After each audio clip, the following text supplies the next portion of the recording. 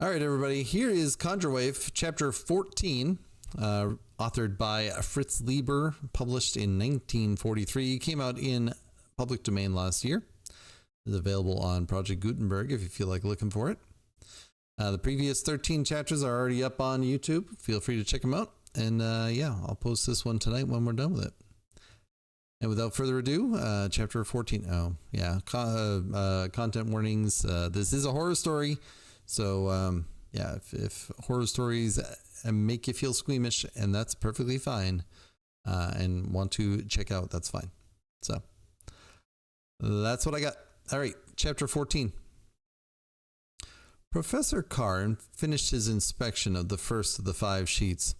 Yes, he said, these are undoubtedly equations in symbolic logic. Norman had been pretty sure they were, but he was glad to hear a mathematician say so. The hurried reference he had made to Principia Mathematica had not altogether satisfied him. The capitals stand for classes of entities, the lowercase letter for relationships, he said helpfully. Ah, yes. Professor Carr's voice became a trifle diffident, and he rubbed his chin beneath the white Van Dyke. But what do they refer to, if I may ask? You could perform operations on the equations, couldn't you, without knowing the references of the individual symbols? Norman countered. Most certainly, and the results would be valid, always providing that the original references had been made correctly. Then here's my problem, Norman went on hastily. There are 17 equations on that first sheet. As they stand, they are not consistent with each other. Now I'm wondering if one simple underlying equation doesn't appear in each of the 17, jumbled up with a lot of non-essential items. Not essential terms and meaningless procedures. Each of the other sheets presents a similar problem. Professor Carr began to finger a pencil and his eyes started to go back to the intriguing sheet, but he checked the movement. I must confess, I'm rather curious about those references, he said, and added innocently, I wasn't aware that there had been attempts to apply symbolic logic to sociology. Norman was prepared for this. I'll be frank with you, Linthicum, he said. I had a pretty wild off-trail theory, and I promised myself I won't discuss it until I have a better idea of whether or not there's anything to it. Carr's face broke into a reminiscent smile. I think I understand your sentiments, he said. I can still recall the disastrous consequences of my announcement that I had trisected the angle. Of course. I was only in high school at the time, he added hastily. Though I'm still convinced that I gave my teacher a bad half hour, he finished with a touch of pride. When he next spoke, there was a sly twinkle in his eyes. Nevertheless, I'm very much piqued by those symbols. As it stands, they might refer, to anything. I'm sorry, said Norman. I know I'm asking a lot of you. Not at all, not at all. Twiddling the pencil, Carr glanced again at the sheet. Something seemed to catch his eyes. This is very interesting, he said. I hadn't noticed this before. And the pencil began to fly about the sheet, deftly striking out terms, neatly inscribing new equations. The single vertical furrow between his gray eyebrows deepened. In a moment he was wholly absorbed. With an unbreathed sigh of relief, Norman leaned back. He felt dog-tired and his eyes hurt. Those 5 sheets represented 20 hours of uninterrupted work. Tuesday night, Wednesday morning, part of Wednesday afternoon. Even at that, he couldn't have done it without Tansy to take notes from his dictation. He trusted the accuracy of her mindless neurons more than those of a conscious person. The agile old fingers had half filled a fresh sheet of paper with derived equations. Their swift, orderly movements did not disturb, but rather intensified the quiet, almost monastic, mathematical atmosphere of the small office. If Mrs. Gunnison had not shown herself to be so resourceful, he was thinking, he might have managed without using symbolic logic in Carr. But she was no Evelyn Sawtelle to strike out viciously and then collapse. No, her competence and coolness under fire were of quite a different sort. She had become very elusive, and he had even balked in the simple job of secretly planning a certain object in her home. And even if he had managed, he was doubtful whether he would have succeeded with the rest of the plan. Something of a decidedly stronger sort was necessary, something new, something basic. Carr shoved a paper toward him and immediately started working on the next sheet. You found the underlying equation? Carr seemed almost annoyed at the interruption. Surely, of course. His pencil was once more darting about. "Sorry to be making all this work for you," said Norman, wondering just what was the meaning of the brief ultimate equation. He could not tell without his code. Carr spared him a glance. "Not at all. I'm enjoying it. I always did have a knack for these things, though it's not exactly my field." And then he was busy again. The afternoon shadows deepened. Norman switched on the overhead light, and Carr thanked him with a quick, preoccupied nod. The pencil flew. 3 more sheets had been shoved across to Norman, and Carr was finishing the last one when the door opened. "Linthicum," came the sweet voice, with hardly a trace of reproachfulness. "Whatever's keeping you? I waited downstairs 15 minutes. "I'm sorry, dear," said the old man, looking at his watch and his wife, "but I had become so absorbed." She saw Norman. "Oh, I didn't know you had a visitor," she said. "Whatever will Professor Saylor think? I'm afraid that I've given him the impression that I tyrannize over you." And she accompanied the words with such a quaint smile that Norman found himself echoing Carr's, "Not at all." "Professor Saylor looks dead tired," she said, peering at Norman anxiously. "I hope you haven't been wearing him out, Linthicum." "Oh, no, my dear. I've been doing all the work," her husband told her. She walked around the desk and looked over his shoulder. "What is it?" she asked pleasantly. "I don't know," he said. He straightened up and, winking at Norman, went on, "I believe that, behind these symbols, Professor Saylor is revolutionizing the science of sociology. But it's a great secret, and in any case, I haven't the slightest idea of what the symbols refer to. I'm just being a comptometer." With a polite by-your-leave nod toward Norman, Mrs. Carr picked up one of the sheets and studied it through her thick glasses. But when she saw the massed row of symbols, she put it down. "Mathematics is not my forte," she explained. "I was such a poor scholar." "Nonsense, Flora," said Carr. "Whenever we go to the market, you're much quicker at totaling the bill than I am, and I try to beat you, too." "But that's such a little thing," cooed Mrs. Carr delightedly. "I'll only be a moment more," said her husband, returning to his calculations. Mrs. Carr spoke across to Norman in a half-whisper. "Oh, Professor Saylor, would you be so kind as to convey a message to Tansy? I want to invite her for bridge tomorrow night. That's Thursday, with Hulda Gunnison and Evelyn Sawtell. Linthicum has a meeting." "I'll be glad to," said Norman quickly, "but I'm afraid she might not be up to it." And he explained about the food poisoning. "How too terrible," observed Mrs. Carr. "Couldn't I come over and help her?" "Thank you," Norman lied, "but we have someone staying with her." "How wise," said Mrs. Carr, and it sounded as if she really meant it. Carr put down his pencil. "There," he said, "I'm done." Without further expressions of thanks, Norman gathered up the sheets. "Really, no trouble at all," Carr assured him. "You gave me a very exciting afternoon." He added wistfully, "I must confess that you've aroused my curiosity." "Linthicum dotes on anything mathematical, especially when it's like a puzzle," Mrs. Carr told him.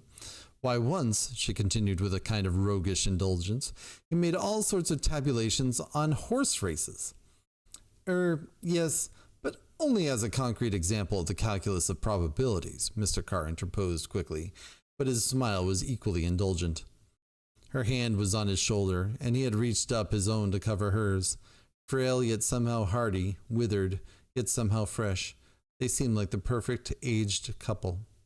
"I promise you," Norman told Carr, "that if I revolutionize the science of sociology, you'll be the first to hear it." As soon as he was home, Norman got out the code. W was the identifying letter at the top of the first sheet. He thought he remembered what that meant, but he looked it up just to be sure. W, to conjure out the soul. Yes, that was it.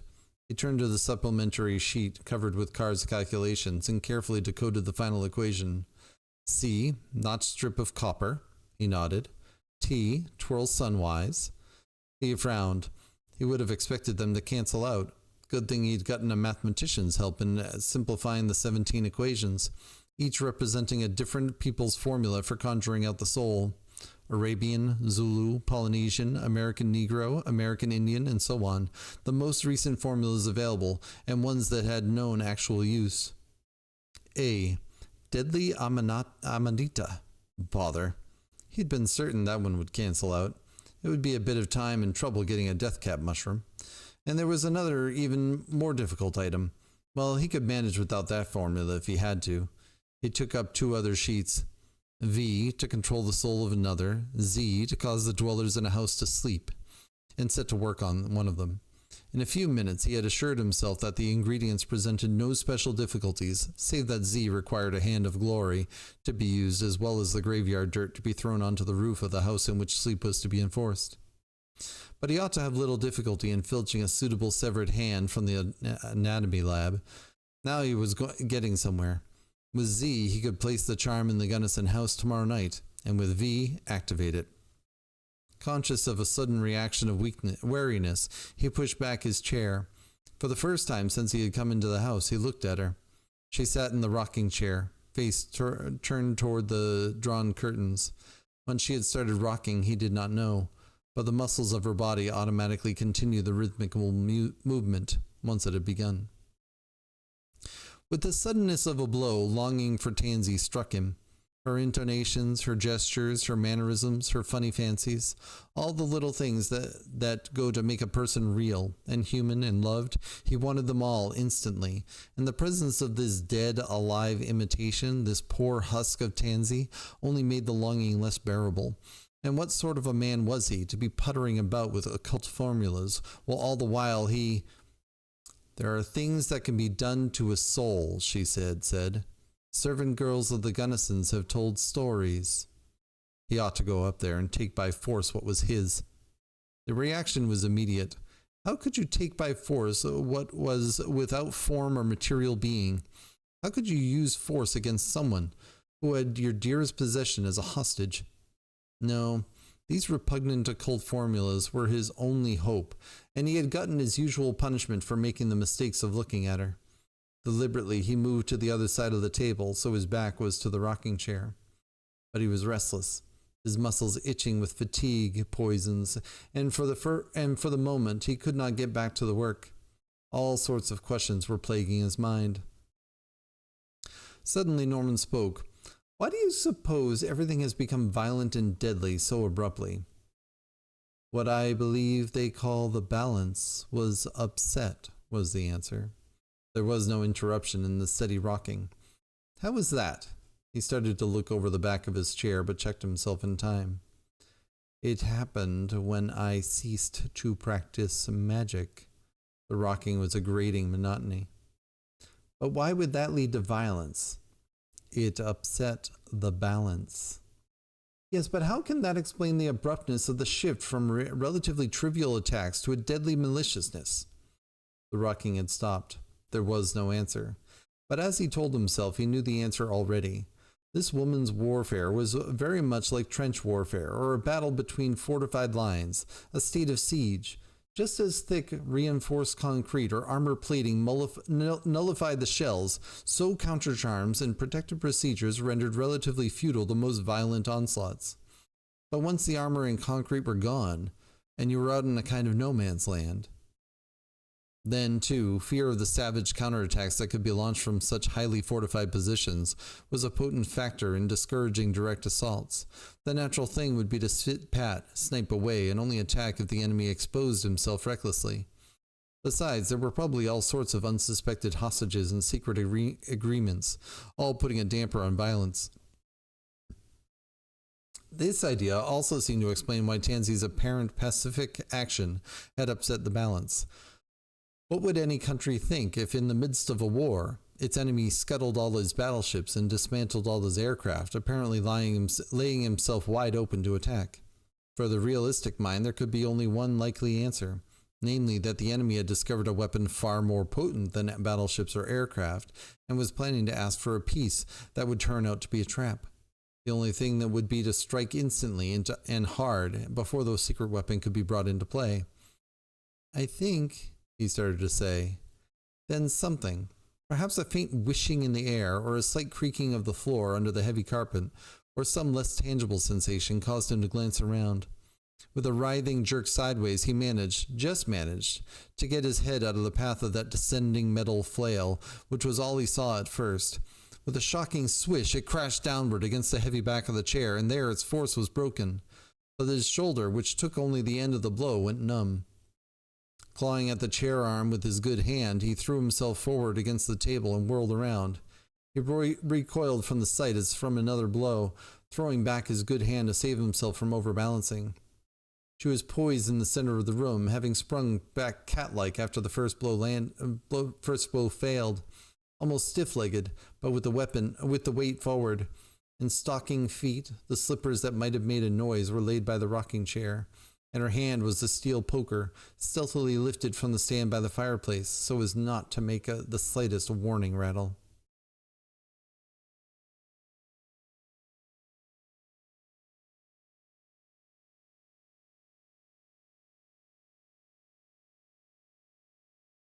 There was life in her face now, but it was life that champed the teeth and drooled, life that pinched and flared the nostrils with every breath, life that switched hair from the eyes with quick, angry flirts, life that glared redly and steadily.